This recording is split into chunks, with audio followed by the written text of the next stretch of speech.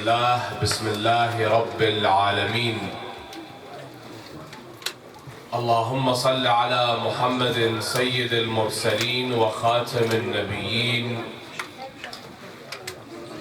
وحجة رب العالمين المنتجب في الميثاق المصطفى في الضلال المطهر من كل آفة البريء من كل عيب المؤمل للنجاة المرتجى للشفاعة المفوض إليه دين الله.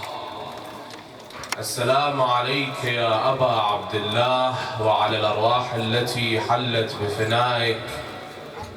عليك مني سلام الله أبدا ما بقيت وبقي الليل والنهار، ولا جعله الله آخر العهد مني لزيارتكم. السلام على الحسين وعلى علي بن الحسين وعلى أولاد الحسين وعلى أصحاب الحسين وعلى أخته العقيلة زينب وأخيه أبا الفضل العباس ورحمة الله وبركاته. قال سيد الشهداء أبا عبد الله الحسين: ويلكم ما عليكم أن تنصتوا لي فتسمعوا قولي، وإنما أدعوكم إلى سبيل الرشاد، فمن أطاعني كان من المرشدين ومن عصاني كان من المهلكين، وكلكم عاص لأمري غير مستمع قولي، فقد ملئت بطونكم من الحرام وطبع على قلوبكم. ويلكم ألا تنصتون ألا تسمعون. For the hasten and appearance of Imam صاحب العصر والزمان أرواحنا وأرواح العالمين لتراب مقدمه الفداء. Aloud صلوات.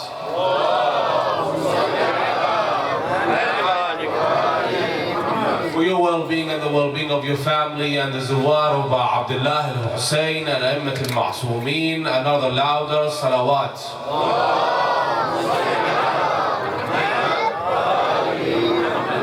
What drove 40,000 plus soldiers to commit the most barbaric, violent acts in the history of mankind? Mankind never witnessed before the day of Ashura 61 AH and until the day of judgment a tragedy that is more violent, barbaric in its history. What drove these people? These people were not Christians, they were not Jews, they were not Buddhists, they were not Hindu. They claimed to be Muslims. They claimed to be Muslims. It is also narrated on the day of Ashura when it was time for Salat, there were 40 groups of people praying Salat al-Jama'ah. 40. Not the camp of Imam al-Hussein, the camp of Umar ibn Sa'd. They believed in Islam. But what drove them to come and fight? The only remaining grandson of Rasulullah sallallahu alayhi wa alihi wa sallam, armed to the teeth with one objective: to annihilate the family of Rasulullah sallallahu alayhi wa alihi wa sallam. If you look at their history, and if you look at the day of Ashura itself, the day of Ashura is not like any other day. The day of Ashura, first of all, if you come to this day, try not to go to work. That day is a day of mourning. That day is a day of crying, weeping for the martyrdom of Imam al-Hussein alayhi salatu wassalam. You find the other sects of Islam, they fast on this day, they celebrate this day, the day of Ashura. They even have weddings, not only on the day of Ashura, but they start the weddings from the 1st of محرم until the last days of Safar, celebrating the days that Imam al-Hussein, the grandson of who? Rasulullah sallallahu alayhi wa sallam, was martyred in Karbala. And yet these people, you find them to be claiming to be Muslims. A day which not before a days or months, but before years, we were foretold of what will happen on the day of Ashura. On many occasions, you find that we have narrations of Ibrahim, Nabiullah, and then you have Isa, Musa, where Allah subhanahu wa ta'ala tells them what will happen on the day of Ashura to Rasulullah sallallahu alayhi wa sallam, to which when Jibreel came to Rasulullah and he brought to Rasulullah 4 coffins, and he handed them over to Rasulullah and he said, these 4 are yours. For the 5 of Ashab al-Kisa, we are 5, we're not 4. How come you give me 4? The number is 5 here, not 4. He said, Ya Rasulullah, one of them is yours. One of these coffins is yours. The other one is for Ali, for Fatima, and the last one is for Imam al-Hasan al-Mushtaba. What about my son Hussein? Well, he doesn't have any coffin. The coffin for Hussein is the blood. The coffin for Hussein is the dirt of Karbala. The coffin of Hussein is those arrows and the broken spears and the rocks and the swords on the body of Imam al-Hussein. This is the coffin of Hussein. Imam Hasan al-Mushtaba, when he was vomiting pieces of his liver, going through that painful experience, he looks up and he sees his brother Imam al-Hussein crying, to which he says to him, Ya Aba Abdullah, la yawmaka yawmika ya Aba Abdullah. There's no day like yours, Ya Aba Abdullah. What drives people to do such a heinous crime? A criminal doesn't become a criminal in one day. Gradually, until he becomes a criminal. If you look at Ed Gein, Jeff Dunham, and the serial killers today, if you look at their history, they start very slowly, gradually, from small animals, killing small animals and torturing them, and then they exceed, they come and they go up to killing humans.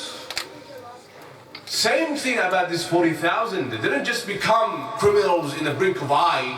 Suddenly they came there to kill Imam al-Hussein. They had history. Imam al-Hussein, on the day of Ashura, it is narrated that he delivered more than 10 speeches. Why? Because he still was hoping for them to change. He was still hoping for them to turn to the right path. But because of many of deviations and many of wrong turns, being off base, way off base, he can't return them. And that's what he says to them. He came on the day of Ashura to address them. And it is narrated by Lady Zainab, Salamullah alayha. They were playing the drums. They were screaming. They were hitting the swords together, making that big voices and those large, loud noises, where Imam al-Hussein stood in front of them with the turban of Rasulullah, with the abaya of Rasulullah, and in his hand the Quran, saying what? I'm a Muslim, and I am the grandson of Rasulullah. And he says to them, listen to me. Why don't you listen? She came to her brother, Lady Zainab, and she says to Imam al-Hussein, why don't they listen? They never encountered such people. Why don't they listen? To which he says to her, مُلِئَتْ بُطُونُهُمْ مِنَ الْحَرَامِ. Their stomachs is filled with haram.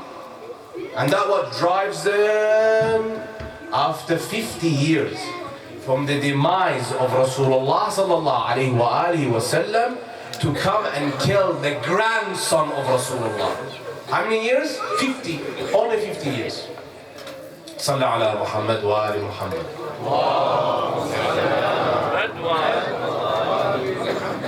The bloodiest event, killing even a 6-month-old child, an infant, on the day of Ashura. This is nothing to, close our eyes to as why? Because now, 21st century, we still have the same problems we are facing. Today, if you look at the young generation, you find that nothing phases them out. Nothing phases them. Nothing. Before, back in the 70s, 80s, if they had a movie in the theater and they killed 1 or 2 people, everyone comes out and says this was a bloody movie. Because everyone is freaked out by it. Today, if you look at the media, if you look at the cinematic theaters, movies that comes out, look at the video games, at what's going on social media, for a child, for a teenager, nothing phases them out. Nothing. Nothing phases them out. Because we have become like beasts. Before, if you recite one poetry, you see the people crying for Imam al-Hussein. Just mentioning the name of Hussein, that was enough. It is narrated that there was one of the biggest ulama, maraji', who was sitting down. He asked one of the khutabat to recite a majlis. And he started, Bismillah ar-Rahman ar-Rahim. And then he said this, Zainab entered the court of Yazid. The marja', the alim, said to him, stop right there, that is enough. Zainab, Lady Zainab, Aqilatul Talibiyin, enters the court of Yazid, that is enough, that is a tragedy itself.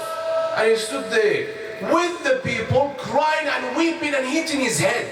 Now if you recite the Maqtal of Imam al-Hussein, it's as if we were reciting a story of Lord of the Rings.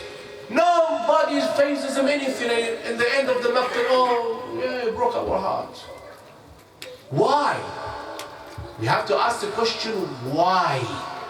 If you look at these 40,000 people, there were no mercy. If someone today, now, in this gathering, harms a child, what would you do? What would you do? And that child is not your child. That child is not related to you. What would you do? You get up in the defense of that child, don't you? Even if that child is wrong, but it's a child. If a child right now today asks you for a drop of water, what would you do? Even if that child was naughty, been speaking with loud voice, you don't care, give them water. It's the right to have water. But you find these people claim to be Muslims. Umar ibn Sa'd. Let's talk about Umar ibn Sa'd. And he's the leader of this army. Umar ibn Sa'd. Before I speak about Umar, let's speak about the objectives of these people, their aim. Many of these people who came in Karbala to kill Imam al-Hussein, they had different reasons. One of them was Umar ibn Sa'd, who came there to gain the governorship of Ray. Ray is the modern day Tehran. And when they say Ray, it means all of Persia that was under the Islamic ruling. That was Umar ibn Sa'd. There were people, it is narrated, they came there to kill Imam al-Hussein to get a basket of date. Basket of date. That was it. They were promised. Basket of date. And we have others, they came there for sport. Just to have fun. When it said that Abdullah bin Hassan came out running from the tent to help Imam al-Hussein at his last moments. Imam al-Hussein, when he waved the sword at Abdullah bin Hassan and he struck him, he started laughing hysterically. We are there to have fun. Did they know the family of Rasulullah? Yes. Umar ibn Sa'd, when Imam al-Hussein asked him to have a conversation with him, he said, face to face, me and you only. He said to him, Umar, don't you know who I am? He said, of course I know. You are the grandson of Rasulullah. You are the son of Fatima al-Zahra. You are the son of Ali ibn Abi Talib. And Rasulullah said about you, Al-Hasan wal-Husayn, Sayyidai Shabab Ahl al-Jannah. Husaynun minni wa ana min Husayn. I know all of that. I tell you one thing. The enemies that killed Imam al-Hussein, some of them knew about the progeny of Rasulullah more than some of Shia today. They knew them. They knew them. They knew who these people are. But they are there to kill, massacre them. Another group of people, they were there from pure hatred. From this army, pure hatred. لما تقاتلونني? Imam asked them, why are you fighting me? Why are you killing me? They said nothing, for no reason but our hatred toward your father. بغضا لنا لأبيك بما فعل بأشياخنا ببدر وحنين. This is only to take revenge. صلى على محمد وآل محمد.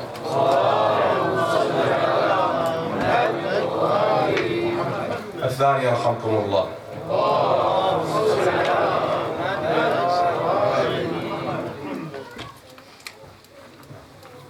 Because of our hatred toward your father, Ali. They were there. They knew who they were. They knew the family of Rasulullah sallallahu alaihi wasallam. On the last moment, I tell you this.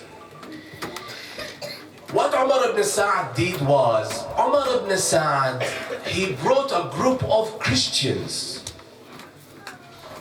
Into Karbala. Group of assassins.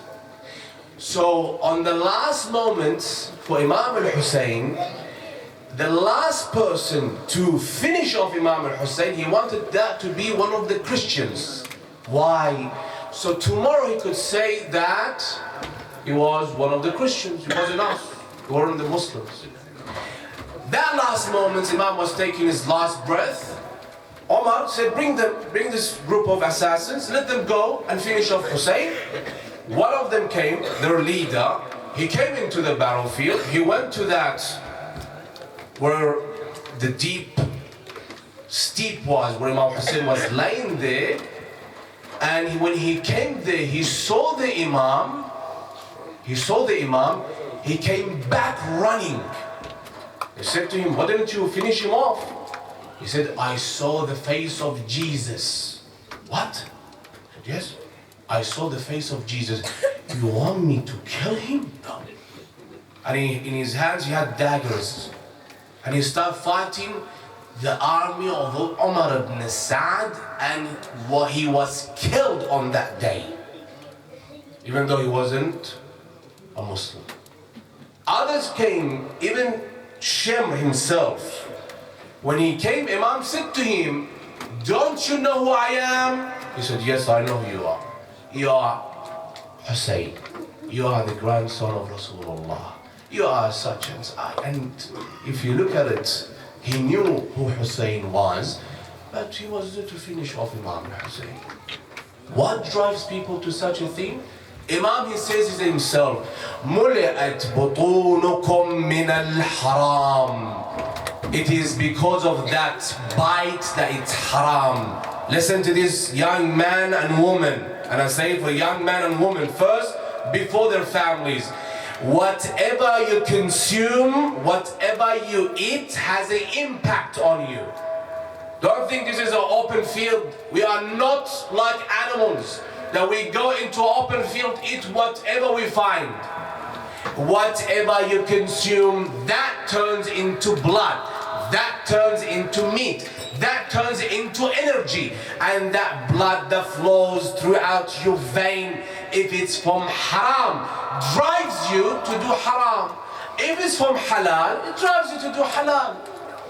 No man, no woman who eat halal commits sins, and no man, no woman who eat haram prays Salat al-Layl.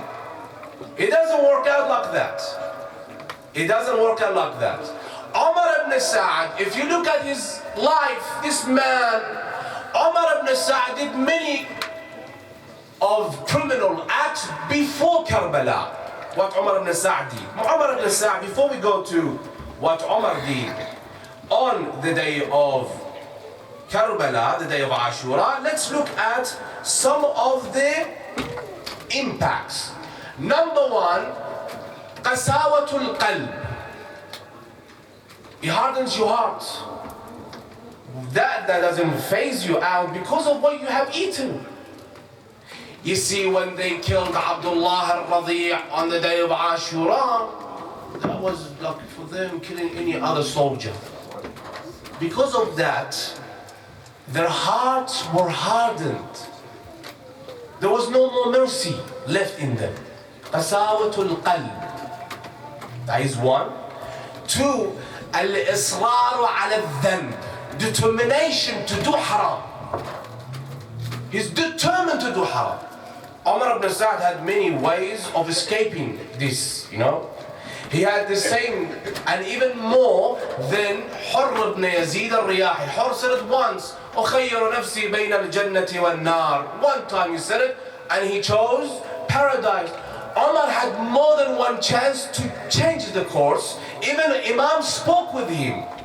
Even the Imam said to him, don't fight me. Well, I have the promise of gaining the governorship of Raid. And the Imam said to him, they will not give you the governorship of Raid. This is just a false promise. They will not give it to you. And then he said to the Imam, see, Shaitan plays a big role. Excuses one after the other. What does he say? Well, I have a lot of debts. I have a lot of loans that I have to pay off. And they promised me to pay them off. The Imam said to him, I will pay your debts. I will pay those money that you have to pay back. He said to the Imam, I have a house. They will destroy my house. Imam said to him, I will give you my own house. Just change the direction. Go away from this. Don't fight me. And the Imam said to him, you will not eat one seed of grain. And he made fun of the Imam, he mocked the Imam. On the day of Ashura, he was the first to shoot an arrow in Karbala. And he said, Ishhadu li 'inda al-Amir. Be a witness that I was the first to start the war. Tell him that was me. See, drives a person, pushes it. It doesn't start straight away. If you look at the criminals today, if you look at the records, it started from petty theft, and then breaking and entry, and then murder. Doesn't straight, no, gradually, slowly, get him to come to Karbala to kill Imam al-Hussein. So al-israru ala al-dam. So what did this person do? This person, it is narrated that he falsely accused and he testified against Hujr ibn Uday, who? Umar ibn Sa'd. And they promised him some gift, Muawiyah, that if you testify against this man, we will give you that. And he testified. See? Well, that was one. Two, when Muslim ibn Aqil, the ambassador of Imam al-Hussein, arrived in Kufa, what this man did was he wrote letters. Umar ibn Sa'd, he wrote letters to Yazid, saying to Yazid, if you want to hold on to the Kufa and Basra, send someone to replace Nu'man ibn Bashir because he's weak, he's not taking care of the situation in Kufa. Get someone to come here to take care of Muslim ibn Aqil. Who says that? Umar ibn Sa'd. Umar ibn Sa'd. So he's the cause of Muslim being killed, martyred in Kufa. And they sent, we spoke about this one night, they sent this man, alayhi la'anullah, Ubaydullah bin Ziyad. When Ubaydullah bin Ziyad came there, he started taking care of all the Shia, even Muslim was killed, and here, he said to Umar ibn Sa'd, this was the start, the launch of this man to go and fight Imam al-Hussein, Sayyid al-Shuhada. He said to him, I heard that you are interested in the governorship of Ray, is that true? See? He knows. He knows which buttons to push. Is that true? Yes. You want the governorship of Ray? Yes. Okay, do one thing for us. Go kill Hussein, we give it to you. I will put a good word to my Khalifa, my Amir, and that is Yazid, to get you to take over where? The governorship of Ray. What he said here, that was a mistake. That was his first mistake of going to Karbala, and he said to him, give me one night to think about this. What is the answer to this? If someone asks you today, tells you today, go kill the Imam of your time and I will give you such and such, what would you say? What's the answer here? Definitely not. Even if that ends my life, my family's life, destroys my house, and whatever belongs to me, my investments, I don't care, I will not go through this. But he said, give me that one night, let me think about it. Why? Because Shaitan wants to play his role, Iblis, he wants to calculate it for him some way, he makes it easy for him, and makes it very, swallowable, he can swallow it. That one night he spent it walking around in the courtyard of his house, thinking, am I going to kill Hussein? Am I going to kill? Am I going to? Until what? Sunrise. And then in the end he came with those poems where he said, yes, I will kill Hussein, and in 2 years or so, I will ask Allah forgiveness. And who says there is Jannah? Who says there is Nar? Think about this life now. And he embarked, he went on the journey to kill Abu Abdullah al-Hussein. Brothers, come to the front a little bit. رحم الله من ذكر القائمة من آل محمد.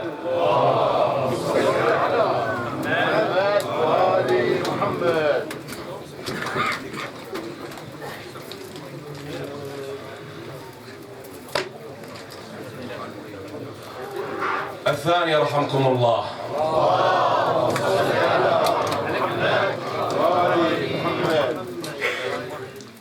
He came to Ubaydullah ibn Ziyad in the morning and he said, yes, I have agreed to that.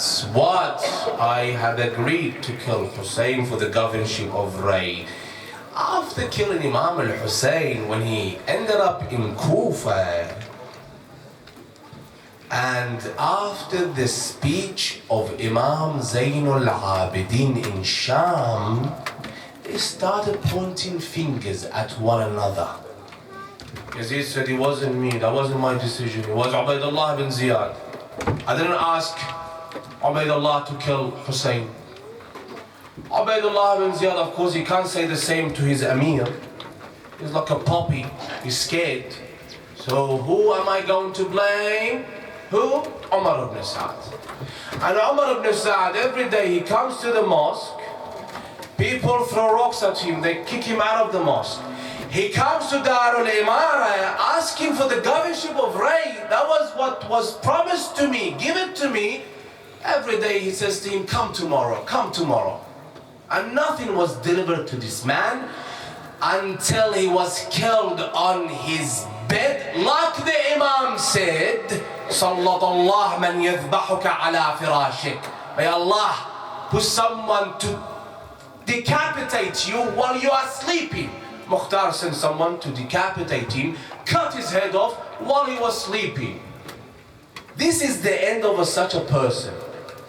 He did not get anything in this life. خسر الدنيا, and of course خسر الآخرة. And he ended up in hellfire, in the inferno. So this is the impact of haram. Imam himself says to them, what don't you listen to me? If the Imam can have any effect on you, who can have it? It is because of what you have eaten. If that is all taken away, melted away, then you are in the right path of salvation, of perfection. If that all is good, perfected, then you say, whatever I eat, whatever my children eat, I have to take care of this. Because, just imagine this, if the Imam can't change their mind because of their haram food they have consumed, who can change their mind? Who? Who can change their mind? And they stood there until the last moments of the Imam, and they decapitated the Imam, and this la'in, may Allah curse him, he ordered the horses to stampede the bodies. Alongside these bodies was the body of Abu Abdullah al-Hussein. This is the end of the person who consumes haram. This is the end of the person who doesn't care what he's eating. Whatever comes to me, let me consume it. And that is what's happening today, 21st century in a Western society, that everyone is okay to eat everything. Let me just satisfy my hunger, quench my thirst, no matter what this is. We have to be careful. I'm not going to go into stories, I don't have time, I just ran out of time.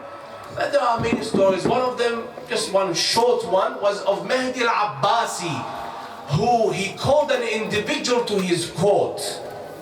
And he said to him, I give you three options, choose one of them. One, you become a qadi, a judge. Two, you teach my children, you become their teacher. Three, you have lunch with us. And this man, of his simplicity, he chose the third one. He said, well, I don't want to become a qadi, because I know you will ask me to do such and such, and I'm not up for a job. I don't want to become teacher for your children. Let me eat that meal with you. And that meal, because of it being haram, he afterward chose the other two things, and he said, I am now whatever you want me to be, because of that consumption of haram. Don't ask the question, why is it if someone tells me of the saga of Karbala, I don't cry? It's because of that.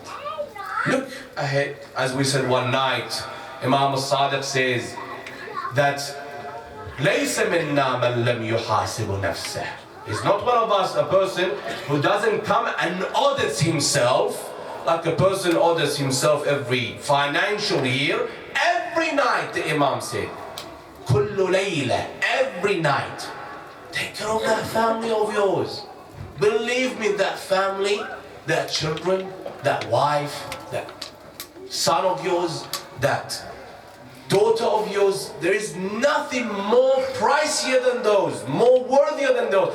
But what do we want them to be tomorrow? We spoke about the virtues of the companions of Imam al-Hussein. That was their virtues. But look at the vices of these people. And that is why they stand there massacring the sons of Imam al-Hussein, Ali al-Akbar, and Abdullah al-Radi on the day of Ashura.